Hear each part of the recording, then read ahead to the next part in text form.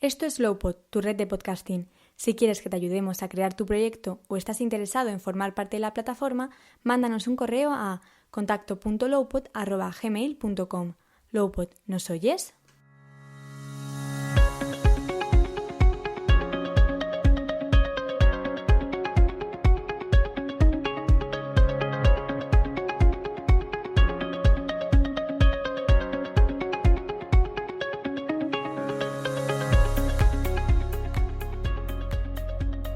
Hola y bienvenidos un día más aquí, a los Cuentos del Sabio.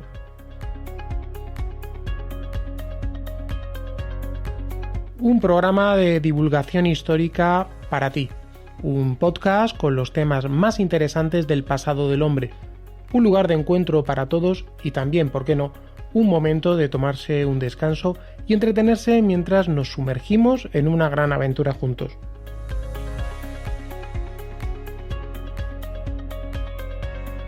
Te invito una vez más a que seas parte de esta pequeña comunidad de aprendices de sabio y hoy vamos a viajar a la antigüedad más moderna, la de Roma, pero no la de la Roma gloriosa, no la de la Roma política, tampoco la de la Roma de las grandes gestas.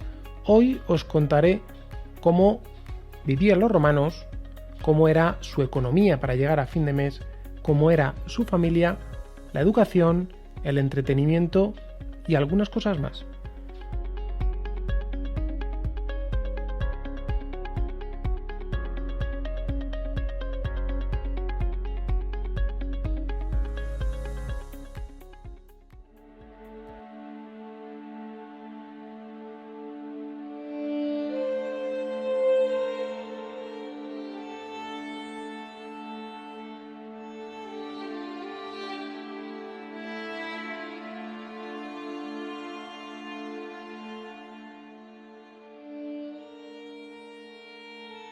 Estamos rodeados de importantes acontecimientos que aparecen a través de los medios de comunicación.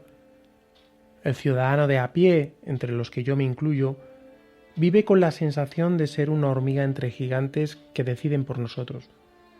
No podemos impedir que el mundo cambie ni a mejor ni a peor porque nos abruma nuestra propia pequeñez frente a la máquina del Estado y frente también a las grandes corporaciones todopoderosas.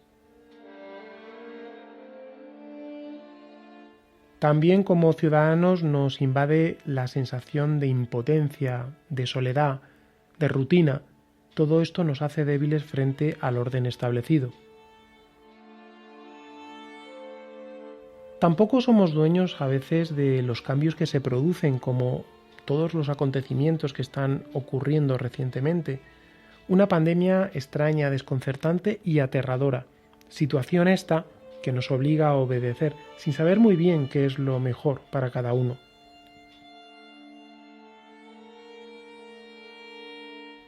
Un nuevo escenario político también parece cambiar de dueño mundial, esa lucha entre Estados Unidos y China. El caso es que la propia sensación de desamparo o de ser necesaria la intervención de los de arriba nos hace olvidarnos de la propia esencia del ser humano, que es la libertad, de su capaz de autonomía, que es en definitiva lo que nos identifica. El poder de cada uno de nosotros se bloquea con los acontecimientos, y esto ha pasado a lo largo de la historia y sigue pasando como vemos en la actualidad. El poder individual está transferido a estos grupos de poder visibles y a otros que no son tan visibles. Y es que no nos damos cuenta que este poder reside en el pueblo, y ya se decía desde hace mucho tiempo, con Locke o con Montesquieu.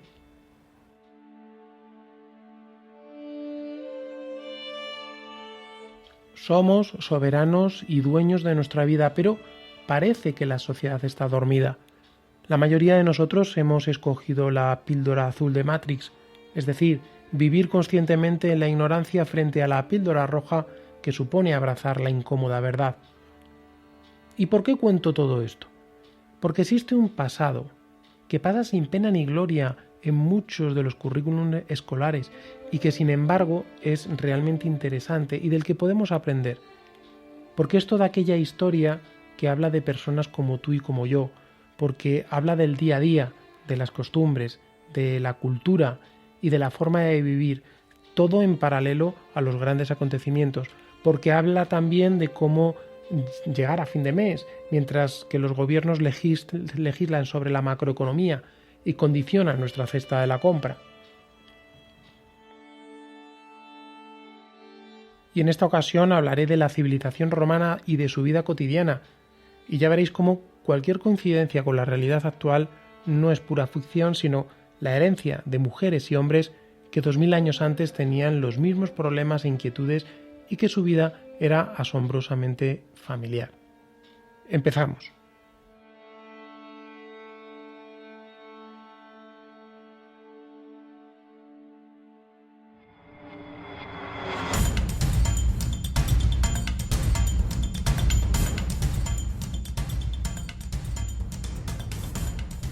Hablemos de la actividad económica. De aquí vamos a dedicar todo el podcast prácticamente, porque el siguiente podcast va a hablar del resto de la vida cotidiana.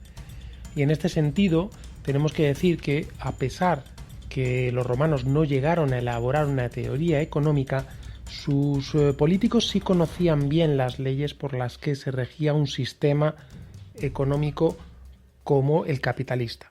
Lo realmente peculiar de su economía fue el celo por mantener la esclavitud y otras formas de dependencia personal, como podía ser el colonato. Ideológicamente tenía mucha fuerza social el principio de que quien más tenía estaba obligado a contribuir más a los gastos de la colectividad. Por eso muchos oligarcas costeaban edificios públicos, juegos o financiaban fundaciones. Era esta una forma de redistribución social.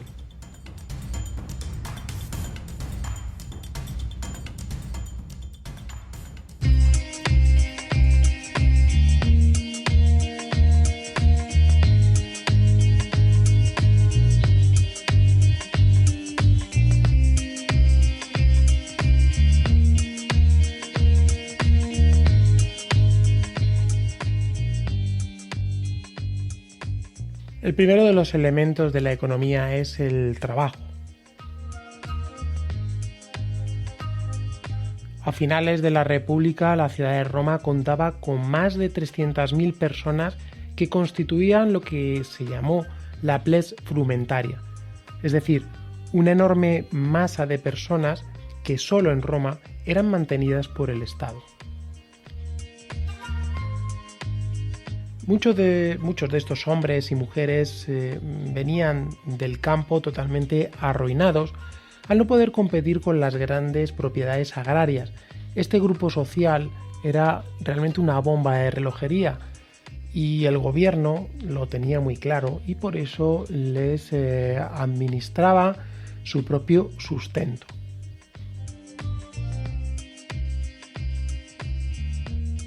Es decir, el Estado se ocupaba de su manutención y también de su entretenimiento.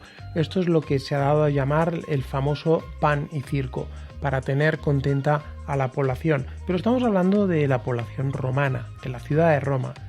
Fue realmente una estrategia muy inteligente de los políticos, de los emperadores, de todo este grupo de personas que manejaban el Estado, y obtuvo además muy buenos resultados y durante mucho tiempo.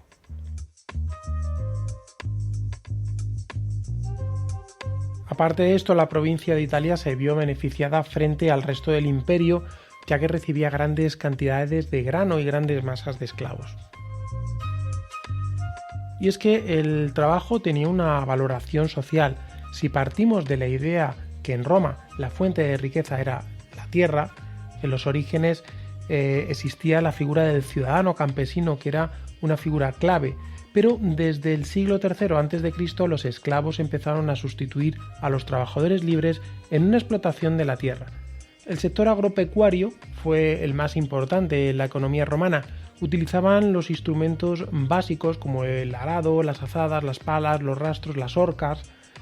Los tratadistas romanos como Catón, Virgilio o Plinio adaptaron muchas de sus obras del mundo rural griego y púnico y ayudaron a generalizar el conocimiento de técnicas de regadío, de cría de ganado, y de injertos de plantas. Además, también crearon modelos de explotación agropecuaria de grandes dimensiones.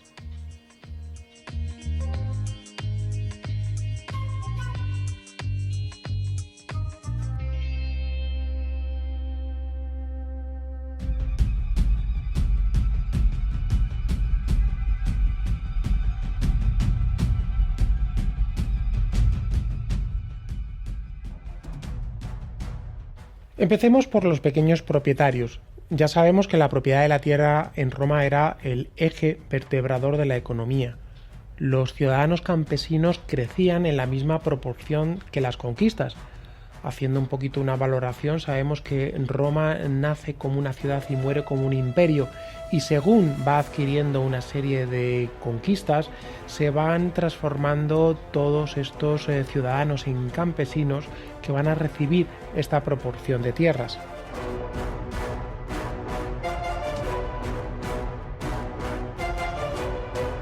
Cuando se arrebataban nuevas tierras por conquistas, se fundaban colonias. Esta forma de redistribución de tierras funcionó perfectamente hasta que en los últimos 2 siglos de la República estos campesinos tuvieron que competir contra los grandes dominios trabajados por esclavos. Esto realmente era una competencia desleal que muchos campesinos no pudieron soportar. De hecho, muchos de estos agricultores tuvieron que emigrar a las ciudades buscando empleo y cambiando de actividad económica. Muchos pequeños propietarios desaparecieron. El modelo de las pequeñas explotaciones conseguía cubrir las necesidades básicas para la familia y para pagar impuestos, pero con el tiempo se producían rendimientos decrecientes, lo que obligaba al abandono de estas propiedades. El trabajo en las grandes explotaciones estuvo muy generalizado. El propietario era un agente absentista que poseía propiedades en diversos lugares para diversificar los riesgos. No existía una gran concentración de esclavos en estas propiedades, es decir, no solo trabajaban los esclavos. De hecho, había mucha gente que trabajaba, que eran trabajadores asalariados e incluso en ocasiones colonos. Las grandes explotaciones hacían posible la división del trabajo. El trabajo en la villa rústica era supervisado por un capataz y cada actividad contaba con trabajadores expertos. Dentro de estas grandes explotaciones se aplicaban técnicas mucho más especializadas para conseguir productos de calidad, como por ejemplo las técnicas de injertos de ciruelas en manzanos o diversos modos de cultivar la vid según la especie.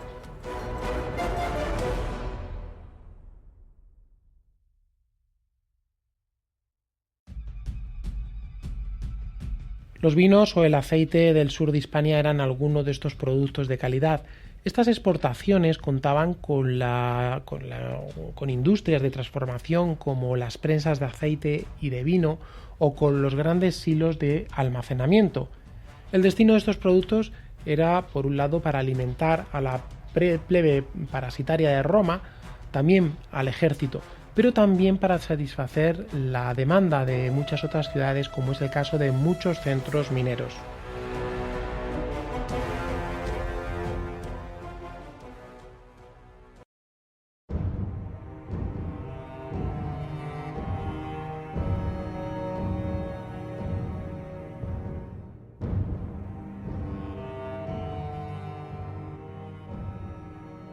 El trabajo en la minería. La actividad minera era muy importante en el imperio. En regiones como Hispania, concretamente en Cartagena, en Linares o en Jaén, se usaba el llamado tornillo de Arquímedes para extraer el agua de las galerías y pozos. En el norte de Hispania, como en el yacimiento de las Médulas, se explotaba a cielo abierto y, a diferencia de los habitantes prerromanos, los romanos emplearon nuevas técnicas como el llamado ruinamontium, es decir, el derrumbe de montañas. Los romanos fueron los primeros grandes explotadores del medio ambiente y degradadores ecológicos, y lo que conseguían con esto era traer ingentes cantidades de agua, lo que demuestra el grandísimo desarrollo en ingeniería. Este tipo de ingeniería era brutal para la época. Además de la extracción del metal, se realizaban las operaciones de criba, de limpieza y de purificación. De ahí salía el metal puro fundido en lingotes que llevaba la marca de la compañía explotadora. La región más rica del imperio en minería era Hispania. En general, el Estado controlaba directamente la explotación, aunque a partir del siglo II después de Cristo se aplicó un sistema mixto en el que se permitió el arrendamiento en ciertas minas a compañías o a ciudades.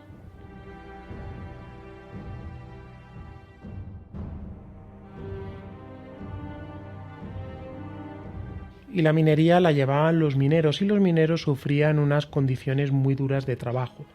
La mayor parte de ellos eran esclavos, aunque también existían trabajadores libres que tenían una dependencia, como era el caso por ejemplo de los mercenari. En algunas regiones, como en las minas de Laurión, se empleó un sistema de alquiler de esclavos a particulares. De esta manera se obtenían los beneficios a través de los beneficios que el esclavo producía con su salario, exceptuando el coste de alimentación.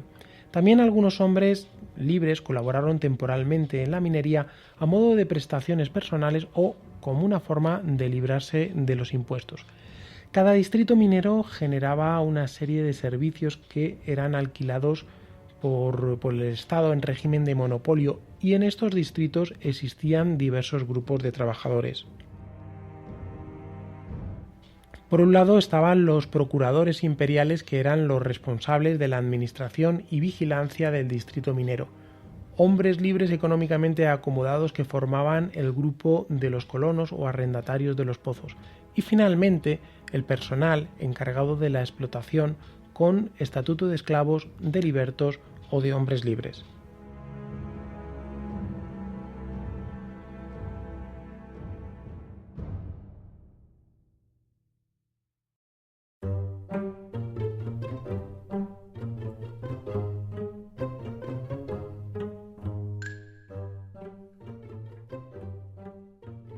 El trabajo artesanal.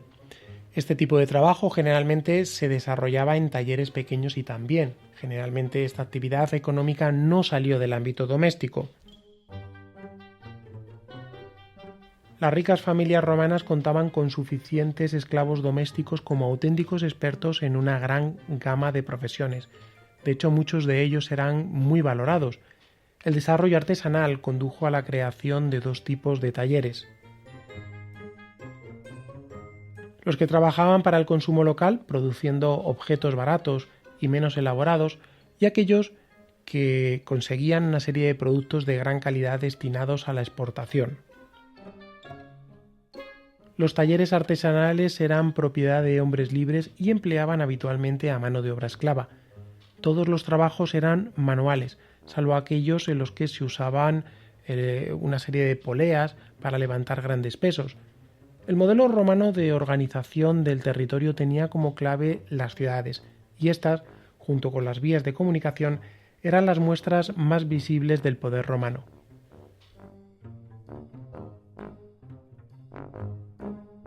El modelo urbanístico que seguían todas las ciudades era Roma, y todos los edificios públicos que existían en las ciudades necesitaban de diversos especialistas.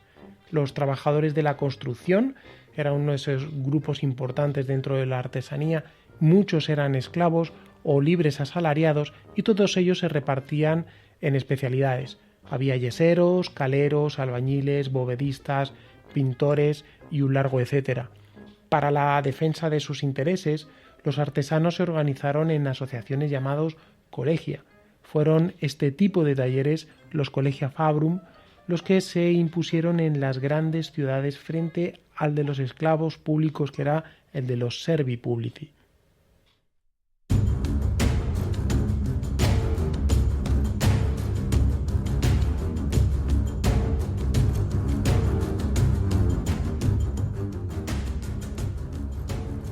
El trabajo en el sector comercial.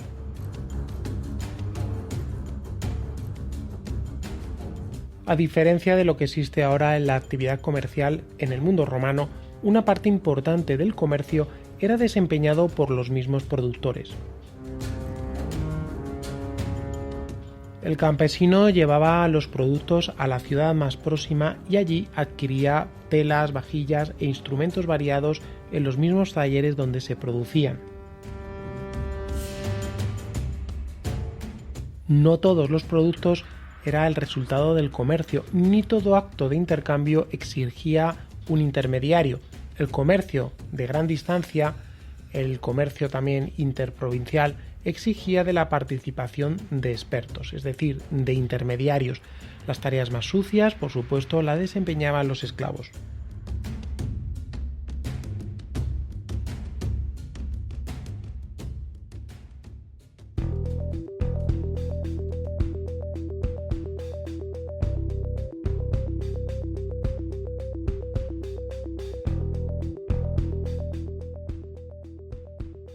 Hablemos del coste de la vida. En el mundo romano, el coste de la vida es difícil de calcular porque apenas hallamos testimonios escritos sobre los medios de subsistencia.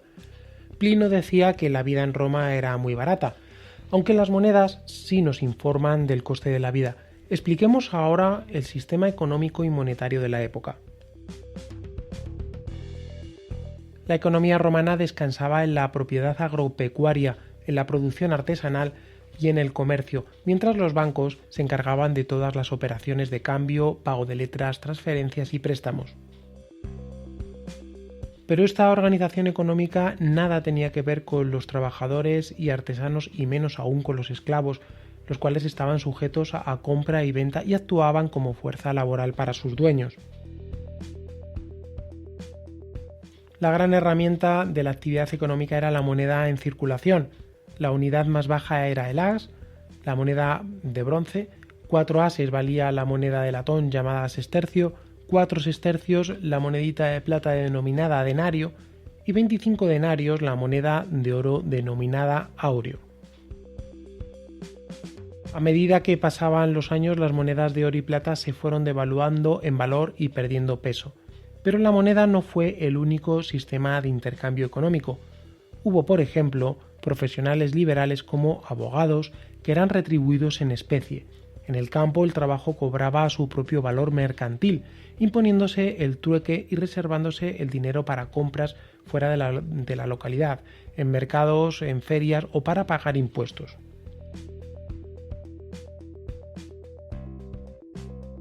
Las diferentes clases sociales tenían también formas distintas de obtener beneficios. Los más ricos forjaron fortunas en expediciones militares o ejerciendo cargos administrativos en provincias como cobradores de impuestos o en sus cargos de gobernadores.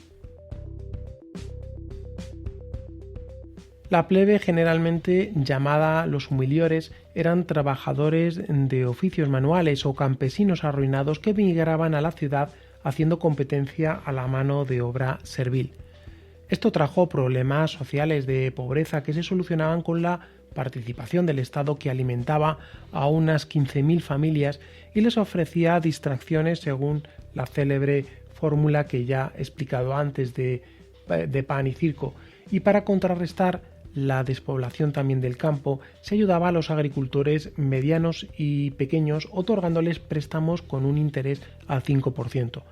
También los campesinos recibían mensualmente 16 sextercios por cada varón y 12 por cada niña. Los huérfanos recibían una caja de institución alimentaria para sufragar las necesidades. Incluso algunas instituciones privadas costeaban la educación infantil en algunas zonas.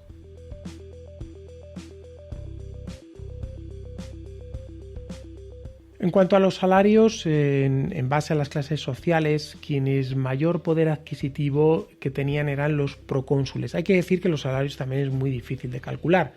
Los procónsules ingresaban más o menos, una estimación, 1 millón de sestercios al año.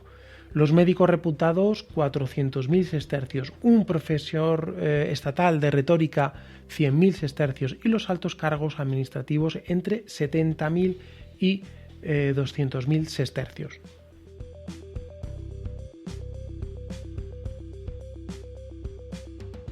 Un legionario del ejército ganaba 900 hasta 2.400 sestercios dependiendo de la época. Por debajo de todos estaban los salarios de los obreros. Los textos nos hablan del importe del salario de un obrero, de los escasos datos que tenemos, podemos deducir que un bracero ganaba, por ejemplo, 1 denario cada jornal, incluyendo seguramente el precio de la manutención, es decir, la alimentación. Y si trabajaba para un artesano, incluso el alojamiento. Estas cantidades podían variar, por ejemplo, si no recibía manutención, el salario podía ser de unos 2 denarios. Anualmente, y contando los días festivos, que era la mitad de los días del año, obtenemos entre 720 y 2.200 sestercios. Teniendo en cuenta que alimentar a una familia al año costaba algo más de 2.000 sestercios, ¿cómo podían satisfacer las necesidades básicas las familias obreras?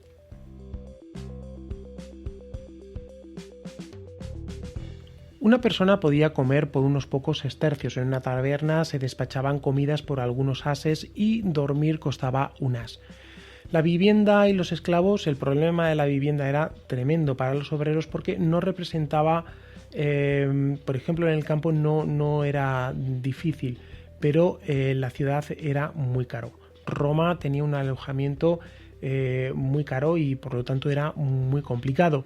Muchos vivían del alquiler de las llamadas insulae, de aquellos edificios que ocupaban las actuales manzanas urbanas, de 5 o 6 pisos con tiendas en la planta baja. Lo más barato de estos alquileres eran unos 2.000 sestercios, lo que obligaba en muchos casos a que el inquilino subalquilaba parte de su vivienda. Esto provocaba verdaderos hacinamientos.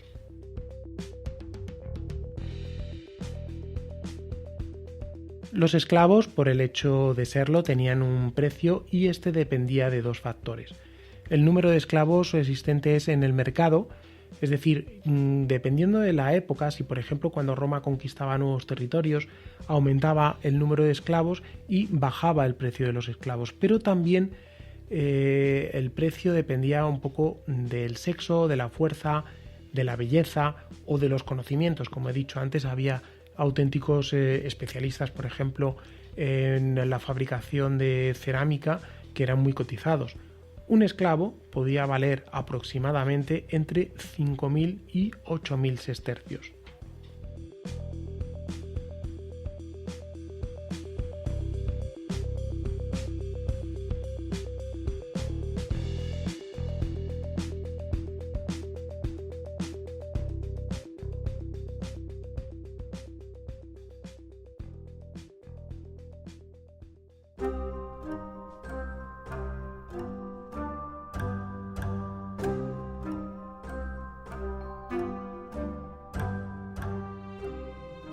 Hablemos ahora de los financieros de la antigua Roma.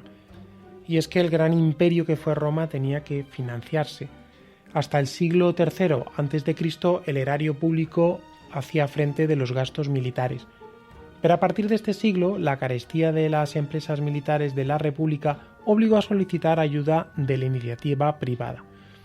La iniciativa privada tenía que afrontar las imperiosas necesidades financieras. La primera vez que los textos hablan de una financiación privada es en la llamada Societas Publicanorum, que sirvió para apoyar al ejército de Hispania para poder costear una flota con víveres y pertrechos. Quedaba claro que el Senado era insolvente, pero con capacidad para beneficiar a estas empresas privadas con los beneficios de las conquistas. Cuando se tomaba un territorio se hacía un estudio. El censor de Roma fijaba una cantidad a devengar como impuesto por los habitantes de esta provincia en su condición de vencidos. Los provincianos sometidos al imperio usaban y disfrutaban unos bienes de los que eran propietarios el Senado y el pueblo romano.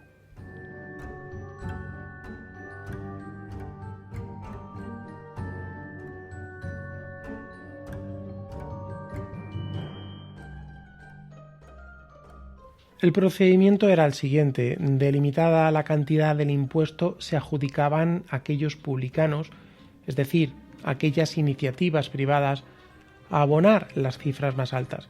Varios publicanos se asociaban para disponer del capital suficiente. El director de esa sociedad, el manceps o magister, se encargaba de tratar con las autoridades de la hacienda.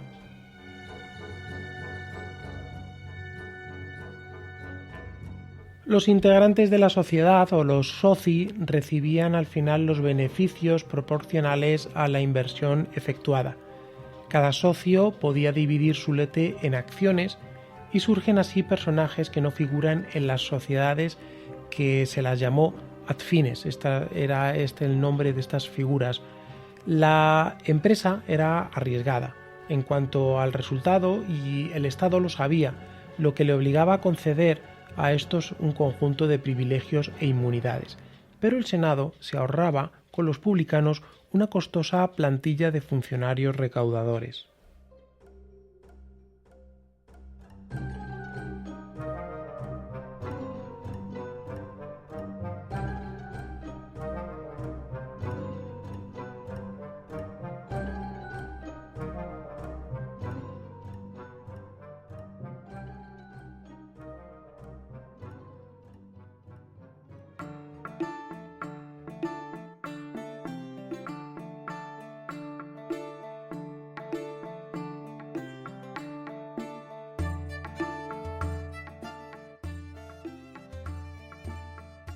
Donde existe el dinero existe la corrupción. Si algo se ha caracterizado Roma es precisamente por la corrupción y además es algo que hemos heredado. Sí, es cierto que 2000 años después no hemos aprendido nada y gran parte de esta corrupción se materializó en los defectos de base de este sistema de recaudación. Las leyes no penalizaban el cohecho. El Estado de alguna manera los protegía porque, entre otras cosas, los publicanos abastecían de ingresos de urgencia para las arcas imperiales. Así tenían las manos libres y así la corrupción fue enorme y sus tentáculos llegó también a los magistrados senatoriales. En la provincia de Asia o en Sicilia se dieron muchos de estos casos de corrupción que llevaron a la ruina de algunos territorios como Sicilia.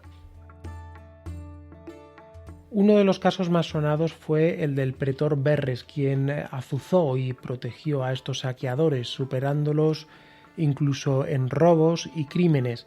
En general, pese a que hubo procesos contra los magistrados por corrupción, muchos se salieron de rositas.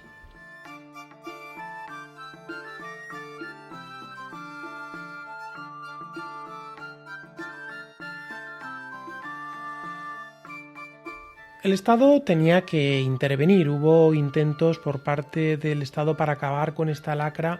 Nerón intentó solucionarlo suprimiendo todos los impuestos, pero se vio obligado a echarse para atrás. Aunque ya a partir de aquí se imponía un cambio de situación. César intentó recortar las atribuciones de las sociedades. Se pensaba que con esto y desdoblando las contratas se impedía la acumulación de grandes capitales con dinero público. Pero lo que realmente provocó fue que estos particulares diversificaran sus actividades añadiendo a las puramente arrendatarias las del banquero al prestar dinero a interés. En el Alto Imperio nace la figura del procurador imperial, funcionarios que supervisaban los cobros efectuados por los particulares beneficiarios de la subasta, pero fue un freno para las gestiones ilegales de las sociedades. Se restaura la figura del publicano, pero con la capacidad financiera más limitada. Se le exigió solvencia económica y moral y además fue supervisado por los procuradores. Surge la figura del publicano honrado, como es el caso del publicano Vespasiano, que será recordado en estatuas y estelas con el arquetipo de la buena moral.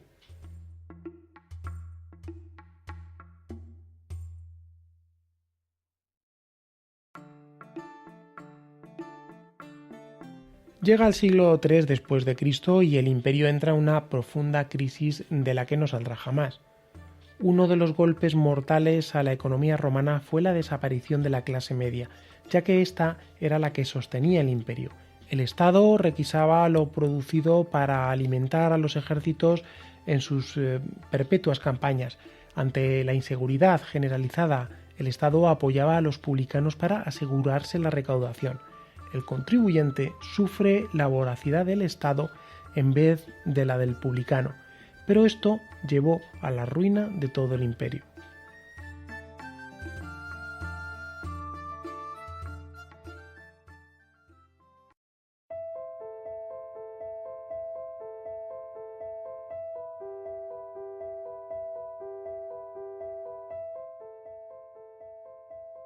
Hagamos una pequeña reflexión final, un pequeño resumen de todo lo que hemos visto.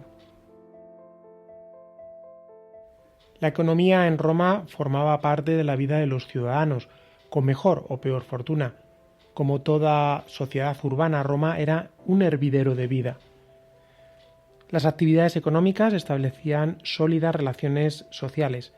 La agricultura era la fuente de riqueza por excelencia. Quien tuviera la posesión de la tierra tenía abierta la puerta a los medios de producción.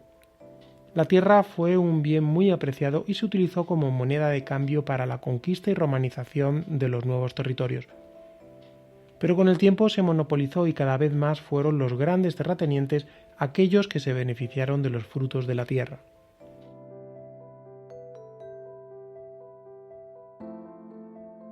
La artesanía y el comercio completaban el sistema de producción y todo ello se centralizaba en el centro de sus ciudades, todas ellas copias de la ciudad eterna, Roma.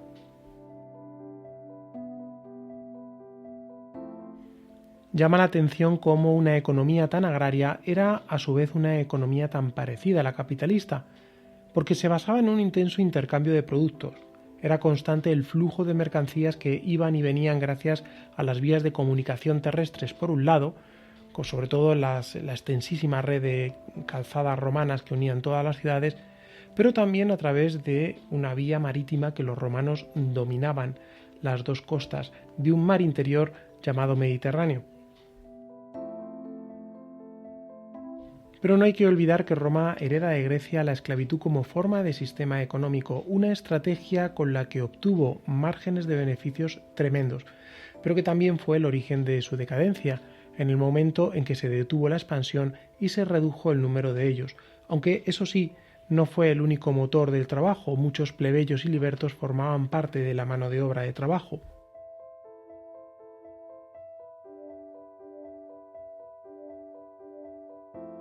Económicamente, la vida en Roma era cara. El carro de la compra nunca se llenaba y la alimentación de la población a veces se limitaba a productos nutricionalmente pobres, como por ejemplo las gachas, que era una comida muy típica en el mundo más humilde del imperio. La vivienda en la capital era prohibitivo y el alquiler estaba por las nubes.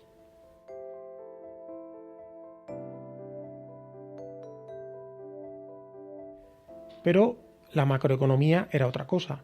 El movimiento de productos hacía necesario a intermediarios y financieros que aportaban el capital necesario, estos últimos, a aquellos que se dedicaban a los negocios. Y con todo esto viene la corrupción y la lucha sin cuartel entre los corruptos que se alimentaban del Estado y el propio Estado que intentaba paliar esta lacra con mayor o menor fortuna.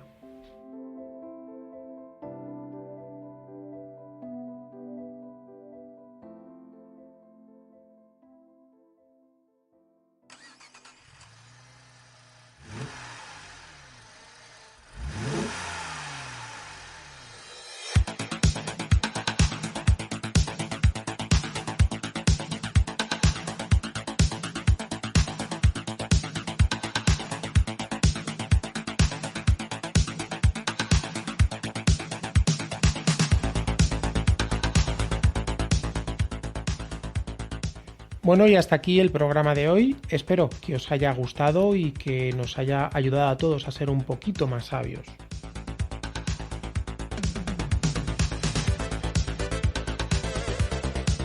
Ya sabéis que me podéis seguir en Twitter como Fermer Podcast, en Instagram como fer.pod o visitar mi blog fermerpod.home.blog.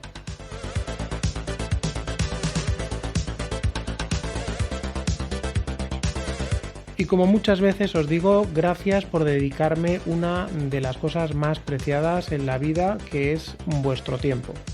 Un saludo y hasta el próximo podcast.